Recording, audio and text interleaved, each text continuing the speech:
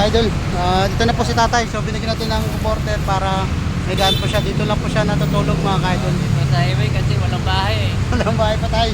Walang tirahan. Walang tirahan daw. Kawawa naman sila tatay. So Walang trabaho, di mo trabaho. May masakit na paan. Operasyon. hindi siya nakatayo kaya nakahiga lang po mga ka-idol. So sakit yung paa niya mga ka-idol yun po. So binigyan lang natin ng supporter para kahit paano may yun sa tatay sa lamig mga ka-idol. So maraming salamat tayo. Okay talaga. Wala bang barya dyan. Meron po barya. Bigyan natin sa tatay ng barya. Humingi sa tatay ng barya. Kahit paano barya lang ito.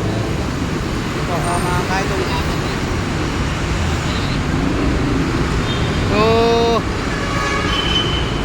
ito may bigyan natin sa tatay ng 60 para may pera sa tatay kahit ano.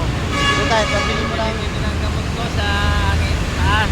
Masakit. Hindi ako makatayo. Trabaho eh.